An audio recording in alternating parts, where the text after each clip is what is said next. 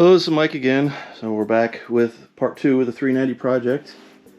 As you can see, the short block is about 85-90% assembled, and I'll just take you over some of the highlights. So this kind of went together pretty well. I finished off from the last episode with carbide bit, deburring all the rough casting holes in the block, oil drain back areas. Everything's been used a sanding roll and sanded them smooth so there's no sharp edges anywhere, and cleaned everything up. Did all my measurements for bearing clearances, ring gaps. One thing I've transitioned over to in the last probably 10 years is pre-gapped engine or pre-gapped piston ring sets. Like if there's a 30 thousandths hole or some 30 thousandths rings, if the block is going to be, the engine to be naturally aspirated, because they are dead on every time with your feeler gauges. You're never going to get the gaps as consistent and as square and as nice file fitting them yourself. So even if you got the fancy machines and everything, if you're doing something like racing applications, or you're doing boosted or turbo, or you're opening up the gaps, well, you could even start with the pre-gapped rings and move up from there. But every single cylinder was dead on, 25 thou for gap. So I mean, the feeler gauges is sticking up perfectly parallel, so there's no leaning or anything like that. If you don't file the end right, you don't have to worry about beveling the edges. Pre-gap rings are just the way to go. Mechanized production is far more precise than you can be, so I highly recommend them if you're building your own motor that's going to be naturally aspirated. Just buy them, install them. Just check a couple of them. They're probably all dead on if you do all your measurements, and it's just saves a lot of work. So yeah, got everything tightened up. I degreed the camshaft. Got some pictures here. Everything was dead on. I think I figured out what cam this was because I didn't have it with the specs. So I'll post it right up here, but it's a Comp Cams Magnum profile. I just did I centered up the camshaft based on intake centerline, and yeah, it's looking pretty nice. Let me flip this block over and I'll be right back with you. Alright, so oil pumps in, pickups in. The pickup was the person that did the engine previously. They did a far substandard job to try to clean and reuse this. You can clean and reuse many of them. Sometimes it's just way easier just to buy a brand new one. A lot of people just say just buy a brand new one, forget about it. Since I am in the UK, this would take a long time to get here, so we just ran what we got. As long as you can take the time and effort to clean it properly, you can use it, it's no problem. But the problem that I had when I started putting this together was I went to the oil pan and I looked at it, and if you can see in the light, you can see like a line going here. So what had happened, somebody either jacked up this engine on the oil pan using a big piece of wood, or they set the engine on some wood and it crushed the oil pan in. So I was looking at it, looking down the side, I'm like, this doesn't look right, because it had a, sorry for one-handed, but it had like a big dip down here.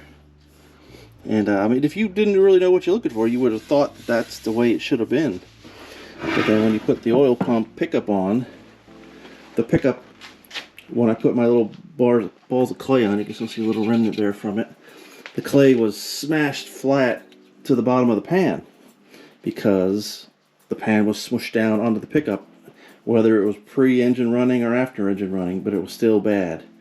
So I flipped the oil pan over.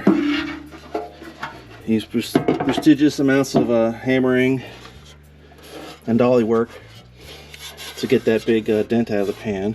Once that was out of the pan, I re-verified proper spacing between the pickup and the bottom of the pan, and we're sitting just under half an inch, like 0.48 inches. So with the gasket, It'll sit us right at about a 1/2 inch to the bottom of the pan, and I think that's perfect. So yeah, just people that aren't paying attention. I mean, you just can't sit a big block on the oil pan and expect things not to crush a little bit. So we stuck the timing cover on. I could tell that this timing cover probably didn't come from this motor originally, because when you stick a timing cover on, if you wouldn't have this, you would just bolt it up, you would get the flanges flat with the oil pan rails and then bolt it up, and then when you went to stick your extension on there, it wouldn't want to center itself up properly. Come on, where's the hole? There it is.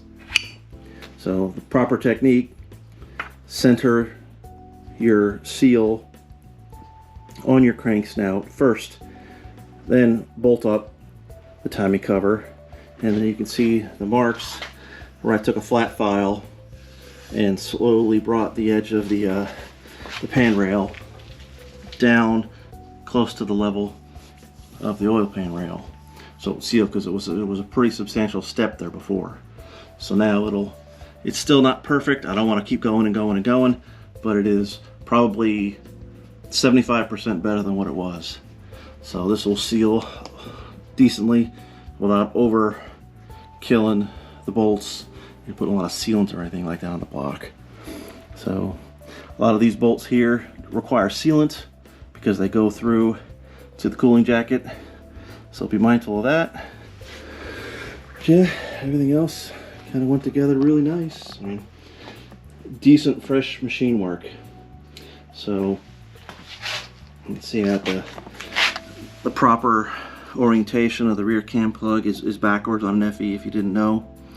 So, because if you install it the wrong way around, the flat face can touch the camshaft on the inside. So, plus there's not a whole lot of seal area there to work with. And we did have problems with the heads, so I got done with what I had to do on the block, and I started taking a look at the heads to try to bolt them on. And here's what I found pretty early on.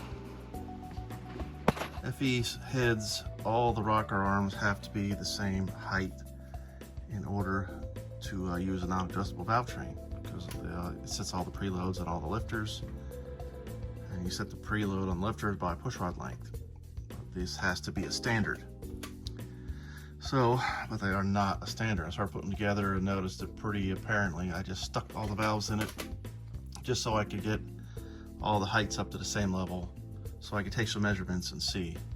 This head's not nearly as bad. It still needs some work, but this one here is pretty terrible. There's precision straight edge, and as you can see, the little daylight underneath that intake valve, because all the intake valve seats have been replaced, and I told them to set the intake valve seat height to match the exhaust valves. Exhaust valves are pretty good. There's another intake. I measured it at 66 thou. This is the worst 71 thou of space. And here is 35 thou.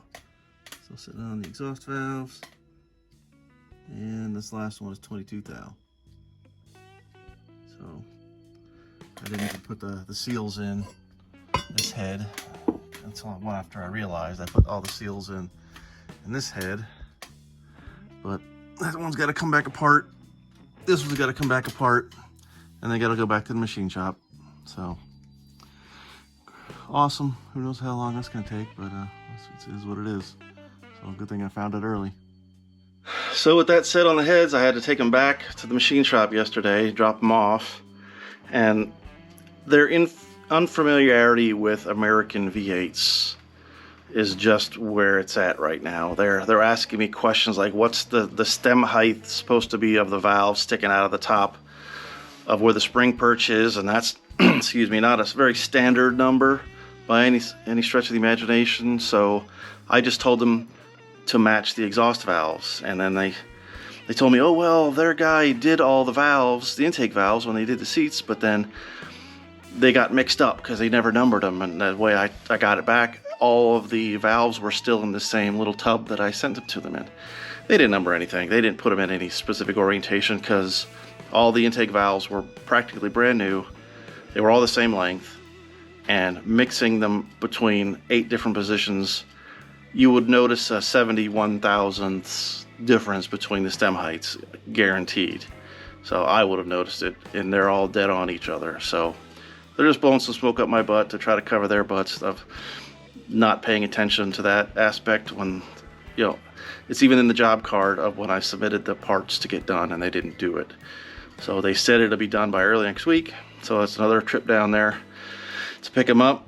But once I get them, it's all full speed ahead and get them assembled really quick and get them on the engine.